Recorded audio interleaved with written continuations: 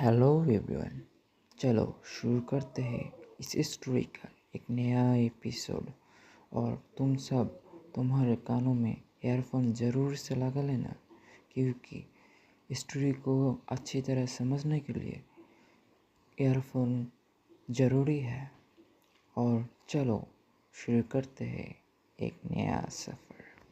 6 महीने बाद इन 6 महीनों में बहुत कुछ बदल गया था, और जो नहीं बदला था वह था वंश का एटीट्यूड। उस रात के बाद कनक के दिल में वंश के लिए कोई प्यार नहीं था। कनक को डॉक्टर ने बचा लिया था, लेकिन उस हादसे ने कनक के अंदर एक ऐसा दर्द देकर गया था जो कनक पूरी जिंदगी नहीं भूल सकती थी। कनक रूहान को अपने बेबी की तरह प्यार करने लगी थी, क्योंकि उसके दिल में यह अफसोस था कि उसके पापा ने रूहान की मॉम को उससे छीन लिया, इसलिए उसने वह अपना सारा वक्त रूहान को दे दिया था। कनक रूहान को कभी काया की कमी महसूस नहीं होने देना चाहती थी। अगर देखा जाए तो कनक आज भी खुद को वही सजा दे रही थी। कनक अपने पापा की गलतियों की सजा अब तक काट रही थी।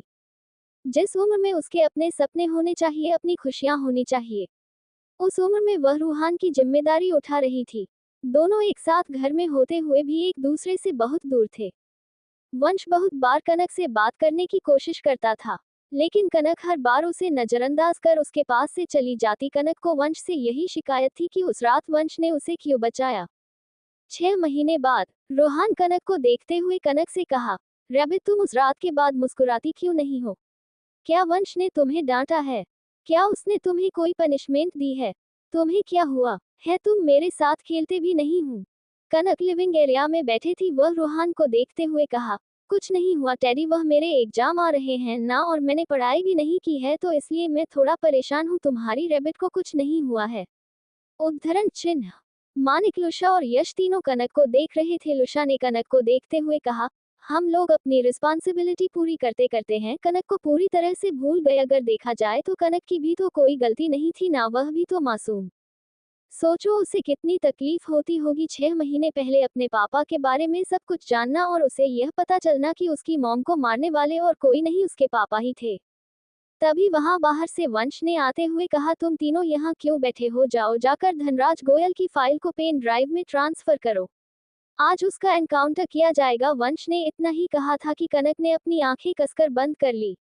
वंश कनक को देखे हुए कहा, मुझे तुमसे कुछ जरूरी बात करनी है, चलो मेरे साथ। कनक ने बिना वंश को देखे कहा, लेकिन मुझे आपसे कोई बात नहीं करनी। जो बात करनी थी, जो कहना था, मैंने 6 महीने पहले कह दिया था।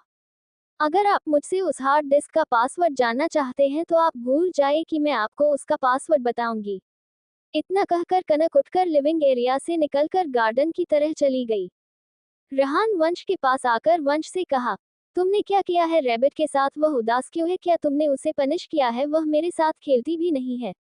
तुम तो उसे मेरी मम्मा बनाने वाले थे ना। आखिर इन 6 महीनों में ऐसा क्या हुआ वंश, जो सब कुछ बदल गया? वंश रूहान की आंखों में देखते हुए कहा, अभी तुम बहुत छोटे हो, जब तुम बड़े हो जाओगे तो मैं तुम्हें सब सच बता दूंगा, इसलिए अभी कोई जिद नहीं। रेहान वंश के हाथ को छोड़ते हुए वंश को घूरते हुए कहा, तुम हमेशा ऐसे ही करते हो। तुम इतने गुस्सा करोगे और रूडली बात करोगे तो सब तुम्हें छोड़कर चले जाएंगे, फिर रहना तुम अकेले। वंश को गुस्सा आ गया। वंश रेहान के सामने बैठते हुए कहा, तुम्हें उसे भूलना होगा। अब वह यहाँ नहीं रहेगी। किसी काम से आई थी, उसका काम पूरा हो गया है, अब उसे यहाँ से जाना होगा। वंश की आंखों में देखते हुए कहा, कभी नहीं रैबिट, हमेशा मेरे साथ रहेगी। मैं तुम्हारे साथ नहीं रहूंगा वंश, मैं रैबिट के साथ रहूंगा। तुम हमेशा बिजी रहते हो और वह हमेशा मेरे लिए फ्री रहती है। इतना कहकर वंश वहां से चला गया। वंश ने अपने मन में कहा, तुम इतनी अच्छी क्यों हो? मैं तुम्हें प्यार भी नहीं कर सकता और नफरत भी नहीं कर सकता, क्योंकि तुम्हें प्यार करूंगा तो मुझे हमेशा तुम्हारे चेहरे में तुम्हारे बाप का चेहरा दिखेगा, और मैं तुमसे नफरत नहीं कर सकता, क्योंकि मेरा दिल तुमसे नफरत करना नहीं चाहता, क्योंकि तुमने कहीं गलती नहीं की। तुम्हारा मुझसे दूर जाना ही बेहतर होगा। तुम जितना मेरे पास रहोगी मैं तुम्हें उतना ही दर्द देता जाऊंगा, और मैं तुम्हें दर्द नहीं देना चाहता हूँ। जब तुम मेरी बाहों में बेजान से पड़ी थी तो मुझे एहसास हुआ कि मैंने किसी और की गलती की सजा तुम्हें दी है। मैं कि हर्षद की तरह सेल्फिश हो गया था, लेकिन अब नहीं। अब मुझे तुम्हें मुझसे दूर करना होगा। तुम्हें इतना टॉर्चर करना होगा कि तुम खुद मुझे छोड़कर चली जाओ। मुझे तुम्हारा विलेन बनना होगा। कनक गार्डन में बैठी थी। उसने अंकित से बात की तो अंकित बहुत रो रहा था। कनक ने अपने मन में कहा, मुझे अंकित के लिए बहुत मेहनत करनी है। अंकित को एक अच्छी लाइफस्टाइल देनी है। कनक ये सब सोच ही रही थी कि वंश में कनक के पास आकर कनक से कहा, यह एटीट्यूड किसी और को दिखाना मुझे नहीं। मैं तुम पर कैसे भरोसा करूं कि तुम उस हार्ड डिस्क का कोई फायदा नहीं उठाओगी। कनक चेयर से उठकर वंश की तरह पलटकर वंश की आंखों में देखते हुए कहा, मेरे पास वह हार्ड डिस्क नहीं है। वह स्वाति के पास है तो उसका गलत इस्तेमाल करने की बात ही नहीं आती। वंश ने कनक से कहा, जब तुम मेरा चेहरा नहीं देखना चाहती, मुझसे बात नहीं करना चाहती, मेरा तुम्हारे आसपास रहने से तुम्हें घुटन होती है, तो तुम मेरे घर में अभी तक क्यों हो, छोड़कर चली जाओ ना। कनक चलते हुए वंश के पास आकर बिल्कुल वंश के करीब खड़े होते हुए वंश से कहा, जाना चाहती थी छोड़कर, लेकिन आपने मुझे रोका है। अगर आपने मुझे नहीं बचाया होता तो शायद आज कहानी कुछ और होती है और मैं तब तक ये घर नहीं छोड़ सकती जब तक रोहन 15 साल का नहीं हो जाता, ताकि मैं उसे यह बता सकूं कि उसकी मॉम को मेरे पापा ने मारा था। वंश झटके से कनक के दोनों शोल्डर कर पकड़कर कनक से कहा, रोहन पर दया करने की जरूरत नहीं है, उसे तुम्हारी दया की जरूरत नहीं है। कनक भी वंश के कॉलर को पकड़ते हुए कहा, मैं उस पर दया नहीं कर रही, बस अपनी बाप की गई गलतियों की सजा काट रही हूँ और आपको फर्क नहीं पड़ना चाहिए, क्योंकि नफरत और धोखे की कहानी में किसी को फर्क नहीं पड़ता। उद्धरण चिन्ह। वंश झटके से कनक को छोड़ते हुए कहा, मैं तुम्हें आखिरी बार समझा रहा हूँ, यहाँ से चली जाओ वरना हर दिन तुम्हें बेइज्जती का सामना करना पड़ेगा। कनक ने वंश की आंखों में देखते हुए कहा, जब मैंने प्यार किया था तब भी मुझे बेइज्जती का सामना करना पड़ा था और आज मैं नफरत और अपनी सजा काट रही हूँ तब भी मुझे उसी का सामना करना पड़ेगा। मेरे लिए कोई बड़ी बात नहीं है। जब गलती बड़ी है तो सजा छोटी कैसे हो सकती है। आपको जो जो करना है करिएगा, मुझे कोई शिकायत नहीं है। इतना कहकर कनक वहां से चली गई। कनक को जाते देख वंश अपनी मुट्ठी बंद करते हुए कहा, तुम इतनी जिद्दी क्यों हो? तुम्हारी इस जिद की वजह से मुझे तुम्हारे साथ बदतमीजी करनी पड़ेगी। सॉरी बेबी डॉल, लेकिन मैं तुम्हारी हर दिन को कांटे से भर दूंगा ताकि तुम इस घर को छोड़कर जाओ और कभी दोबारा इस घर की तरफ मत देखो। इतना कहकर वंश वहां से चला गया। अगली सुबह कनक जब नहाकर रूम में आए तो उसने सिर्फ बाथरोब पहना था। उसे लगा रूम में कोई नहीं है। कनक जैसे ही क्लोजेट रूम के पास जाती, वंश एक झटके से कनक के कमर में हाथ डालकर कनक को अपने करीब खींच लिया। अचानक इस तरह खींचे जाने पर कनक डर गई, लेकिन जब उसने वंश का चेहरा देखा तो वह और भी ज्यादा डर गई। वंश ने झटके से कनक को बेड पर धक्का दे दिया और खुद कनक के ऊपर आकर कनक के दोनों हाथों को पकड़कर उसके सिर के ऊपर कर कनक के हाथों को अपने हाथों में कसकर पकड़ते हुए कनक को जैसे ही किस करने हुआ, कनक ने अपना मुंह फेर लिया। कनक ने चिल्लाते हुए कहा, यह आप क्या कर रहे हैं? हर चीज से मन भर गया क्या आपका, जो मेरे साथ बदतमीजी करने पर उतर आए हैं? वंश एक झटके से अपनी दूसरे हाथ से कनक के जबड़े को पकड़कर कनक के चेहरे को बिल्कुल अपने चेहरे के करीब कर कहा, रोहन चाहता है मैं तुमसे शादी करूं। मैं सोच रहा हूं तुम्हें भूलने के लिए मैं रोहन को एक छोटी सी बहन दे दूं। वह अपनी छोटी बहन पाकर तुम्हें भूल जाएगा और उसको छोटी सी बहन देने के लिए मुझे तुम्हारे साथ जबरदस्ती करना पड़ेगा बेबी डॉल। इतना कहकर वंश ने कनक के बाथरोब खोलते हुए कहा, क्योंकि जब तुम रोहन को छोड़कर जाओगी तो रोहन अपनी छोटी बहन के साथ तुम्हें भूल जाएगा। इतना कहकर वंश कनक को किस करने की कोशिश करने लगा, लेकिन कनक वंश को किस करने नहीं दे रही थी। कनक ने वंश से कहा, आप पागल हो गए हैं? अगर आपको रोहन के लिए बहन चाहिए तो किसी और के पास जाए, मुझे छोड़ दीजिए। वंश कनक को देखते हुए कनक से कहा, क्या बात है बेबी डॉल, सर से डायरेक्टरी वंश हो गया। मैं वंश कनक से बात कर ही रहा था कि तभी कनक के फोन पर बार बार किसी का कॉल आ रहा था। कनक ने फोन पर देखा तो उस पर अंकित फ्लैश हो रहा था। अंकित का नाम फ्लैश होते देख कनक ने वंश से कहा, छोड़िए मुझे अंकित फोन कर रहा है, उसे कुछ बात करनी होगी। वंश कनक के ऊपर लेटे हुए कनक को और कसकर पकड़कर कहा, तुम्हारी लाइफ में मेरे अलावा कोई इंपॉर्टेंट नहीं रखना चाहिए। तुम्हारी फर्स्ट प्रायोरिटी मुझे होना चाहिए, ना कि अंकित को। तुम अंकित से तब बात करोगी जब मैं तुम्हें परमिशन दूंगा। कनक अपने हाथ को वंश से छुड़ाकर वंश के गाल पर मारते हुए कहा, लगता है आप होश खो बैठे हैं। पहली बात, मैं कोई बाजारो लड़की नहीं हूँ जो लोगों को बच्चे पैदा करके देते फिरूं। अगर इतना ही बच्चे पैदा करने का शौक है तो किसी भी लड़की से पैदा करवा लीजिए, लेकिन मुझसे ऐसी उम्मीद मत कीजिए। आप कुछ भी कर लीजिए, मैं ये घर छोड़कर नहीं जाने वाली। अगर आप इससे नीचे भी गिर गए ना तब भी नहीं। इतना कहकर कनक ने वंश को खुद के ऊपर से धक्का दे दिया। वंश कनक की बातें सुन शॉक्ड हो गया था। किसी ने सही कहा, लोगों को उम्र बड़ा नहीं बनाती, हालात और वक्त बड़ा बना देती है। वंश बेड पर दूसरे साइड गिर गया। कनक अपना फोन उठाकर अपने बाथरूम की डोर को कसकर बांधते हुए क्लोजेट रूम में जाकर अंकित का फोन उठाया तो दूसरे साइड अंकित ने कहा, दी मैं आपके पास आना चाहता हूँ, प्लीज दी मुझे अपने पास बुला लीजिए। मुझे यहाँ अच्छा नहीं लग रहा। अंकित की बात सुनकर कनक की आंखों में आंसू आ गया। कनक ने अंकित से कहा, अंकित बस कुछ दिन और मैं जल्दी तुम्हें लेने आऊंगी, तुम प्लीज इतना उदास मत हो। अंकित ने कनक से कहा, दी मैं आखिरी बार पापा से मिलना चाहता हूँ, प्लीज मेरी यह विश पूरी कर दीजिए। आप अपने छोटे भाई की इतनी सी विश पूरी नहीं कर सकती दी, प्लीज दी। अंकित कनक से 4 साल का छोटा था। कनक की तरह अंकित भी मिस्टर धनराज की जान था। कनक ने अंकित से कहा, अंकित मैं तुम्हें 2 घंटे बाद फोन करके बताती हूँ, ओके। कनक अपने कपड़े चेंज कर बाहर आई तो वंश सोफे पर बैठा कनक को घूर रहा था। वंश ने कनक से कहा, हो गई बात। कनक ने वंश को देखते हुए कहा, मुझे मिस्टर धनराज से एक बार मिलना है। कनक की बात सुन वंश सोफे से उठकर खड़े होते हुए कनक को देखते हुए कहा, मैं तुम्हें बेवकूफ दिखता हूँ, पागल दिखता हूँ, तुम्हें लगता है मैं एक क्रिमिनल से तुम्हें मिलने दूंगा। कनक वंश के पास जाकर वंश की आंखों में आंखें डालकर वंश से कहा, अंकित अपने पापा से मिलना चाहता है, एक बेटे को पूरा हक है उसके पापा को आखिरी बार देखने का, मिलने का। क्रिमिनल के साथ साथ वह किसी के पापा भी है। वंश कनक के शोल्डर को पकड़कर कनक को बिल्कुल अपने करीब कर कनक की आंखों में देखते हुए कहा, वह किसी का कुछ भी नहीं है, वह सिर्फ एक क्रिमिनल है जिसका आज पब्लिक में एनकाउंटर किया जाएगा ताकि हर गद्दार को अपने देश के साथ गद्दारी करने के लिए 100 बार सोचना पड़े। कनक की आंखों में आंसू था लेकिन उसके आंसू उसकी आंखों से बाहर नहीं आ रहे थे। कनक ने वंश को देखते हुए कहा, उनके साथ हेडक्वार्टर को जो भी करना है कर सकता है, मुझे कोई प्रॉब्लम नहीं है, लेकिन हर मरने वाली की आखिरी विश पूरी होती है। मैं नहीं जानती मिस्टर धनराज की आखिरी विश क्या है, लेकिन उनका एक 14 साल का बेटा है जो अपने पापा को आखिरी बार मिलना चाहता है, क्या तुम इतना नहीं कर सकते? वंश कनक को छोड़ते हुए सोफे पर बैठकर टेबल पर अपने पैरों को रख क्रॉस करते हुए कहा, वंश राय सिंघानिया बिना प्रॉफिट का कोई भी काम नहीं करता। अगर मिस्टर धनराज गोयल से तुम्हारे भाई को मिलना है तो उसकी कीमत तुम्हें चुकानी होगी, क्या तुम वो कीमत चुकाने के लिए तैयार हो? कनक ने वंश को देखते हुए कहा, इस घर को नहीं छोड़कर जाओगी, इसके अलावा मैं हर कीमत चुकाने के लिए तैयार हूँ। वंश कनक को देखते हुए कहा, गुड जॉब, मेरी 3 शर्त है, अगर तुम मेरी ये 3 शर्त मान जाती हो तो मैं तुम्हारे भाई को मिस्टर धनराज गोयल से मिलाने के लिए तैयार हूँ।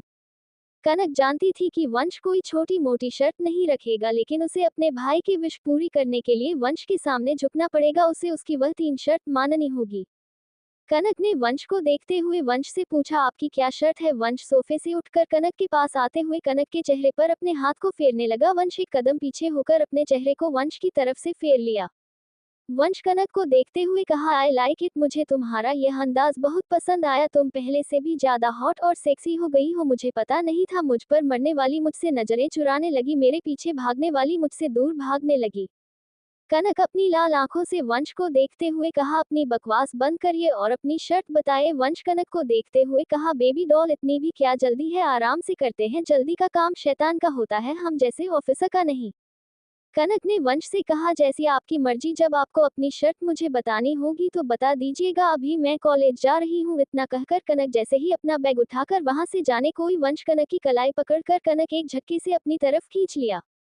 वंश के इस तरह खींचने से कनक का एक हाथ वंश के सीने पर आ गए और दूसरा उसके कंधे पर। वंश कनक की कलाई को उसकी पीठ से लगाते हुए कहा, मैंने तुम्हें यहाँ से जाने की इजाजत नहीं दी तो तुम कॉलेज कैसे जा सकती हो? कनक ने मासूमियत से और बहुत ही प्यार से कहा, आपके और मेरे बीच कोई रिश्ता नहीं है, मैं आपकी कोई कैदी नहीं हूँ जिसे आपकी परमिशन की जरूरत है। इतना कहकर कनक ने वंश से कहा, मेरा हाथ छोड़िए, आप मुझे हर्ट कर रहे हैं। वंश कनक को छोड़ते हुए कनक को देखते हुए कहा, एक बात हमेशा याद रखना, अगर तुमने मुझसे होशियारी करने की कोशिश की या उस हार्ड डिस्क का पासवर्ड किसी को बताने की कोशिश की तो उसकी कीमत तुम्हारा भाई चुकाएगा। वंश ने इतना ही कहा था कि कनक वंश के करीब जाकर वंश का कॉलर पकड़कर खींचते हुए वंश से कहा, मेरी जिंदगी बर्बाद करने में मेरे डैड के साथ साथ आपका भी हाथ है मिस्टर वंश राय सिंघानिया, मैं फिर भी खुद को सजा दे रही हूँ। क्यों?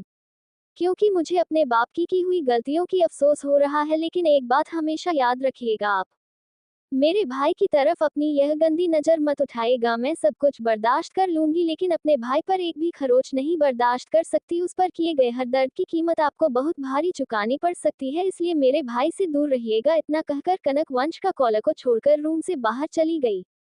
वंश कनक को जाते देखता रह गया। इन 6 महीनों में कनक वाकई में बहुत बदल चुकी थी। जो कनक हर वक्त डरी सहमी रहती थी, कभी उससे बदतमीजी तक नहीं करती थी, आज उसकी आंखों में देखते हुए उसे वार्निंग देकर गई थी।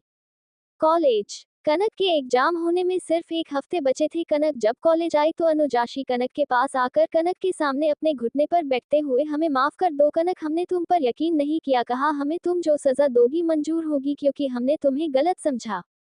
कनक उन दोनों को उठाते हुए उन दोनों को देखते हुए कहा, तुम लोगों ने भी वही किया जो सबने किया, सबने मुझ पर इल्जाम लगाए, मुझे गलत कहा, किसी ने मुझ पर यकीन नहीं किया, मैं तुम लोगों के सामने गिड़गिड़ाती रही, चीखती रही, लेकिन तुम लोगों को सच सिर्फ वही लगा जो तुम लोगों ने देखा। मैं ऐसी दोस्ती नहीं निभा सकती जिसमें यकीन न हो। दोस्ती का सबसे पहला रूल होता है यकीन करना, और तुम लोगों ने मुझ पर यकीन नहीं किया, इसलिए माफी मांगकर तुम लोग कभी मेरा भरोसा हासिल नहीं कर पाओगे।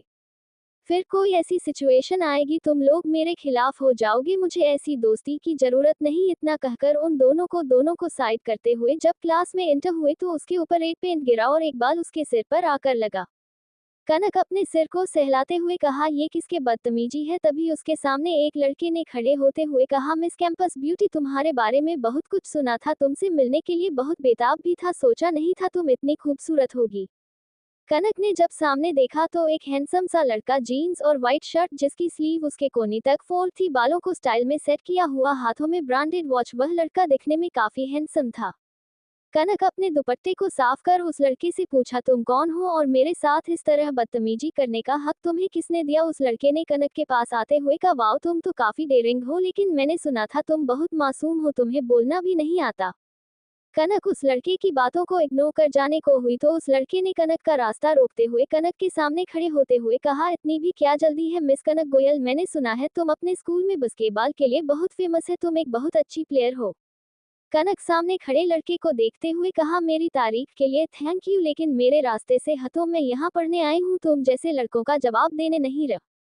उस लड़के ने कनक को देखते हुए कहा, तुम में इतना ईगो क्यों है, मैंने तुम्हें भाव क्या दिया, तुम तो एटीट्यूड देने लगी। कनक दोबारा से उस लड़के को साइड करके जाने को हुई तो वह लड़का कनक के सामने खड़े होते हुए कहा, आज तक लड़कियां अभिमन्यु सिंह राठौर को इग्नोर करके नहीं गई, लेकिन तुम मुझे इग्नोर कर रही हो, इसकी कोई वजह है। कनक उस लड़के की आंखों में देखते हुए कहा, अभिमन्यु सिंह राठौर, मुझे लड़कों से नफरत है, इसलिए मैं उनके आसपास रहना पसंद नहीं करती। मिल गया जवाब, अब हटो मेरे रास्ते से, वरना मुझे प्रिंसिपल से कंप्लेंट करने में वक्त नहीं लगेगा। तभी किसी ने कहा, प्रोफेसर आ रहे हैं। सभी इस जोड़ी ने एक साथ अपनी चेयर पर जाकर बैठ गए। प्रोफेसर ने आते हुए कहा, आज आपके 3 नए प्रोफेसर आ रहे हैं जो आप लोगों को केमिस्ट्री, बायोलॉजी और इकोनॉमिक पढ़ाएंगे, इसलिए आप सभी स्टूडेंट अपने क्वेश्चन रेडी कर लीजिए ताकि जो प्रोफेसर आप सभी को डेमो देने आए आप सभी उनसे अपना क्वेश्चन पूछ सकें। इस बार प्रिंसिपल ने आप सभी स्टूडेंट के ऊपर फैसला छोड़ा है, अगर आप सभी उस प्रोफेसर को एक्सेप्ट करते हैं तभी उस प्रोफेसर को कॉलेज में रखा जाएगा, अगर आप सभी स्टूडेंट उस प्रोफेसर को रिजेक्ट करते हैं तो उस प्रोफेसर को कॉलेज से बाहर निकाल दिया जाएगा। सभी स्टूडेंट काफी एक्साइटेड हो गए थे क्योंकि उन्हें भी जानना था कि प्रोफेसर किस एज के हैं। कुछ लड़कियां तो आपस में बात करने लगी, मैंने सुना है सिंघानिया इंडस्ट्रीज के ओनर हमें केमिस्ट्री पढ़ाने आ रहे हैं। कुछ स्टूडेंट काफी एक्साइटेड है क्योंकि वह अपने नए प्रोफेसर से मिलने के लिए बेसब्री से इंतजार कर रहे थे। सभी लड़कियां आपस में बात करने लगी, लड़के भी आपस में बात करने लगे, वह भी जानना चाहते थे कि आखिर इस बार 3 प्रोफेसर जो आ रहे हैं वह कौन है, क्या वह सारे मेल है या फीमेल है।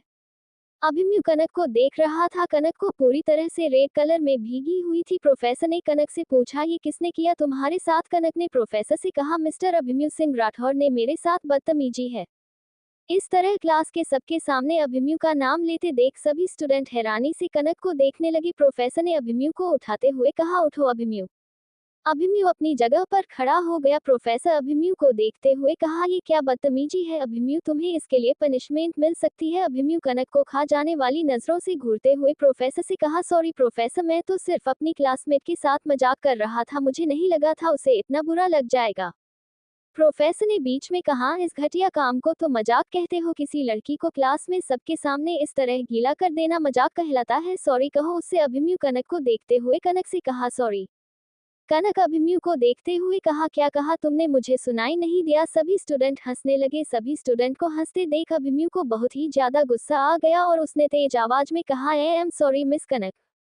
कनक ने प्रोफेसर से कहा, प्रोफेसर मैं फ्रेश होना चाहती हूँ। प्रोफेसर ने कनक को जाने की परमिशन दे दी। कनक वहां से चली गई। अभिमन्यु सभी स्टूडेंट को होने लगा तो सभी स्टूडेंट ने अपनी नजरें नीचे कर ली। अभिमन्यु कॉलेज का सबसे टैलेंटेड बॉय था, लड़कियों उस पर मरती थी, वह एकता का प्ले बॉय था। अभिमन्यु ने अपने मन में कहा, इस पति का पता तो मैं तुमसे लेकर रहूंगा, वह भी आज ही। मिस कनक गोयल, मैंने तुमसे बहुत ही इज्जत से बात की थी और तुमने मेरी बेइज्जती की। अभिमन्यु सिंह राठौर से पंगा लेने का मतलब है कुल्हाड़ी पर पैर रखना। कॉलेज कनक ने अपनी लॉकर से एड्रेस निकाले और चेंज कर क्लासरूम में आ गई। कनक को कुछ नोट्स चाहिए थे जिससे वह एग्जाम की तैयारी कर सके, लेकिन उसे समझ में नहीं आ रहा था कि वह नोट किससे मांगे। कॉलेज का सबसे ब्रिलियंट स्टूडेंट और पढ़ाई में सबसे टॉप स्टूडेंट अभिमन्यु सिंह राठौर था। उसकी नोट पूरे कॉलेज में कंप्लीट रहती थी। अभिमन्यु सिंह राठौर अपनी नोट से ही एग्जाम के टाइम कई लाख कमाया था, क्योंकि एग्जाम आने पर सभी स्टूडेंट अभिमन्यु की नोट मानकर उसकी कॉपी करा लेते थे और अभिमन्यु अपनी नोट देने के चार्ज लेता था। कनक को इस बात की टेंशन थी कि उसने अभिमन्यु से लड़ाई कर ली थी, इसलिए उससे नोट जाकर मांगना उसके लिए इम्पॉसिबल था। कनक ने सभी क्लास को अटेंड किया और फिर कैंटीन में जाकर कुछ खाने का फैसला किया। कैंटीन में गई तो उसने अपने लिए एक बर्गर लिया और एक कप कॉफी। वह जैसे ही टेबल पर बैठे तभी अभिमन्यु चेयर खींचकर कनक के सामने बैठते हुए कहा, हेलो मिस गोयल। कनक चेयर से उठने को हुई तो अभिमन्यु ने कनक से कहा, लगता है तुम्हें मुझसे डर लगता है, इसलिए तो मुझे देखकर भागती रहती हो। कनक सीट पर बैठते हुए अभिमन्यु से कहा, इंसान को हर चीज पालनी चाहिए लेकिन गलतफहमी नहीं। मैं तुमसे डरती नहीं हूँ, लगता है सुबह की सॉरी भूल गए हो। अभिमन्यु कनक को घूरने लगा। अभिमन्यु को घूरते देख कनक ने अभिमन्यु से कहा, तुम्हारी प्रॉब्लम क्या है? आखिर मेरे पीछे क्यों पड़े हो? हम क्लासमेट हैं, तुम सीनियर नहीं हो जो मेरी रैगिंग कर रहे हो। आखिर तुम्हें मुझसे चाहिए क्या? अभिमन्यु कनक को देखते हुए कहा, मैं चाहता हूँ तुम हमारे साथ बास्केटबॉल का मैच खेलो। मैं चाहता हूँ जो इंटरनेशनल बास्केटबॉल का मैच होने वाला है तुम मेरी टीम के साथ उसमें पार्टिसिपेट करो। मैं चाहता हूँ इस बार इंटरनेशनल बास्केटबॉल चैंपियनशिप हमारा कॉलेज जीते। कनक अपनी कॉफी पीते हुए अभिमन्यु से कहा, तुम्हारे चाहने या नहीं चाहने से कुछ नहीं होता और मैं कोई प्लेयर नहीं हूँ जिसके पार्टिसिपेट करने से हम इंटरनेशनल बास्केटबॉल चैंपियनशिप जीत जाएंगे। मैं स्कूल में खेलना पसंद करती थी, मैंने कभी किसी कंपटीशन में पार्टिसिपेट नहीं किया था। तुम गलत जगह ट्राई कर रहे हो, किसी और लड़की से कहो शायद वह तैयार हो जाए। इतना कहकर कनक वहां से जाने को हुई तो अभिमन्यु ने कनक से कहा, अगर तुम मेरे साथ खेलने के लिए तैयार होती हो तो तुम जो मुझसे कहोगी मैं वह करने के लिए तैयार हूँ। तुम्हें सिर्फ मेरे साथ हर रोज 2 घंटे प्रैक्टिस करनी होगी, टाइम तुम डिसाइड कर सकती हो। कनक अभिमन्यु की बात सोचने लगी, इस ऑफर में कुछ गलत नहीं था। कनक को वैसे भी बास्केटबॉल खेलना बहुत पसंद था। कॉलेज में आने के बाद वह सब कुछ भूल चुकी थी, उसे बस याद था तो वंश के साथ काम करना और उसे प्यार करना। कनक ने अभिमन्यु को देखते हुए कहा, अगर मैं तुम्हारा ऑफर मानती हूँ तो तुम्हें मेरी कुछ शर्तें माननी होगी। अभिमन्यु ने एटीट्यूड से कहा, शर्तें मैं मानूंगा। मेरे चेहरे पर बेवकूफ दिख रहा है। कनक ने अपने बैग को उठाते हुए कहा, बेवकूफ दिख नहीं रहा है, बेवकूफ लगते हो तुम। मैं तुम्हारे पास ऑफर नहीं लेकर आई थी, तुम मेरे पास आए थे। Choices yours mister Abhimanyu Singh Rathore. अगर मेरी शर्त मानने के लिए तैयार हो जाओ तो बता देना। इतना कहकर कनक वहां चली गई है। अभिमन्यु स्माइल करते हुए कनक को जाते हुए देख रहा था। उसकी वह स्माइल बहुत ही ज्यादा खतरनाक थी। हेड क्वार्टर, लूशा मानिक यश वंश चारों खड़े थे। उनके सामने चीफ विक्रम चौहान खड़े थे। वंश विक्रम चौहान से कहा, आपको कैसे नहीं पता चीफ की स्वाति हमारे साथ ऐसा कर सकती है? स्वाति के ऐसा करने से अब मुझे हेड क्वार्टर के हर एक इंसान पर डाउट होता है, मुझे आप पर भी डाउट होता है। कहीं आप भी उस हार्ड डिस्क को हासिल तो नहीं करना चाहते हैं ना? चीफ ने मुस्कुराते हुए कहा, मुझे तुम्हारा यही अंदाज तो पसंद है वंश, तुम मुंह पर बोलना जानते हो, डरो मत। मैं ईमानदार एजेंट हूँ, मैंने अपनी आधी जिंदगी देश को दे दी है और बाकी की जिंदगी भी इसी देश के नाम है। अगर मुझे इस देश के साथ गद्दारी करनी होती तो मैं कब का कर चुका होता, मुझे बहुत सारी अपॉर्चुनिटी मिली थी। स्वाति को मैंने नहीं बल्कि मिस्टर माथुर ने अपॉइंट किया था, उन्हें भी नहीं पता था कि स्वाति ऐसी होगी। हमने स्वाति का बैकग्राउंड चेक किया था, वह एक अनाथालय में बड़ी हुई थी, इसलिए हमें उस पर शक नहीं हुआ। इतना कहकर चीफ ने वंश से कहा, तुम्हारी सबसे पहले ड्यूटी है कनक की सेफ्टी। तुम आर्मी ऑफिसर के साथ साथ अब कनक के बॉडीगार्ड बनकर रहोगे।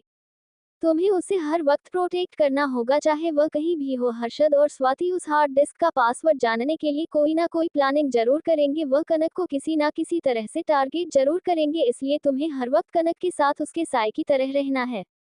तुम्हें तब तक कनक की हिफाजत करनी है जब तक हम हर्षद और स्वाति को पकड़ नहीं लेते, जब तक हम उस हार्ड डिस्क को पूरी तरह से बर्बाद नहीं कर देते हैं। वंश हैरानी से विक्रम चौहान को देख रहा था, वह पूरी तरह से शॉक था। कहा, वह कनक को अपनी जिंदगी से निकालने को सोच रहा था और कहा उसे कनक की जिम्मेदारी उठानी पड़ रही थी। नंबर 1 बिजनेस टाइकून होने के साथ साथ हेड क्वार्टर का हेड ऑफिसर होते हुए उसे एक मामूली लड़की की बॉडीगार्ड की जॉब करनी पड़ रही थी। वंश ने चीफ से कहा, मैं मिस कनक गोयल का बॉडीगार्ड बनूं? आपको पता भी है चीफ आप क्या कह रहे हैं? विक्रम जी वंश के पास आकर उसके शोल्डर पर हाथ रखते हुए वंश से कहा, मैं जानता हूं तुम ये करना नहीं चाहते, लेकिन एक ऑफिसर अपने देश को बचाने के लिए कुछ भी करने को तैयार रहता है। तुम्हें तो सिर्फ कनक को प्रोटेक्ट करना है। मानिक यश दोनों एक दूसरे को चेहरे को देख रहे थे। दोनों जानते थे कि वंश कनक को खुद से दूर करना चाहता था। लूशा को टेंशन हो रही थी क्योंकि वह जानती थी कि आग और पानी का कभी कोई मिलन नहीं है। अगर पानी और आग साथ में रहेंगे तो जरूर कोई तूफान लेकर आएंगे। वंश विक्रम चौहान को सैल्यूट करते हुए कहा, ओके चीफ, मैं अपनी तरफ से पूरी कोशिश करूंगा। इतना कहकर वह वहां से चला गया। वह तीनों भी वंश के पीछे चले गए। कॉलेज 3 प्रोफेसर की एंट्री हुई। उन तीनों प्रोफेसर को देख लड़की और लड़कियों की आंखें हैरानी से फैल गई क्योंकि वह तीनों प्रोफेसर काफी खूबसूरत और हैंडसम थे। तीनों प्रोफेसर एक साथ कनक की क्लास में आए। पहले प्रोफेसर ने अपना इंट्रोडक्शन देते हुए कहा, हेलो स्टूडेंट, मैं आपका केमिस्ट्री का प्रोफेसर हूँ, वंश राय सिंघानिया। वंश का नाम सुनते ही कनक, जो गर्दन झुकाए अपनी नोट कंप्लीट कर रही थी, उसने अपनी गर्दन एक झटके से ऊपर करके सामने देखा तो वह हैरान रह गई क्योंकि उसके सामने कोई और नहीं बल्कि वंश खड़ा था। वंश कनक को देख रहा था तो दूसरे प्रोफेसर ने कहा, हेलो स्टूडेंट, मैं आपका इकोनॉमिक्स टीचर अनिरुद्ध। तभी तीसरे प्रोफेसर ने कहा, मैं आप सभी बायोलॉजी पढ़ाऊंगी और मेरा नाम है मालिनी मित्तल। तीनों ही कनक को देख रहे थे। उन तीनों को अपनी तरफ देखता देख कनक को बहुत ही अनकंफर्टेबल फील हो रहा था। तीनों प्रोफेसर ने अपना डेमो दिया। तीनों प्रोफेसर का पढ़ाने का तरीका सभी स्टूडेंट को बहुत पसंद आया। एक स्टूडेंट ने एक लिस्ट बनाई और उस लिस्ट में सभी स्टूडेंट की सिग्नेचर ली। उस लिस्ट में यस और नो लिखा था। जो स्टूडेंट उन प्रोफेसर को नहीं चाहते तो उन्होंने नो की जगह सिग्नेचर की और जो एस चाहते थे उन्होंने यस की जगह सिग्नेचर की। ऐसे में कनक ने वंश को रिजेक्ट कर दिया था और दोनों प्रोफेसर को एक्सेप्ट कर लिया था। वह लिस्ट ऑफिस में जा चुकी थी और लिस्ट की काउंटिंग होने के बाद प्रिंस क्लास में आकर सबको बताया कि यह तीनों ही प्रोफेसर इस क्लास में लेक्चर देंगे।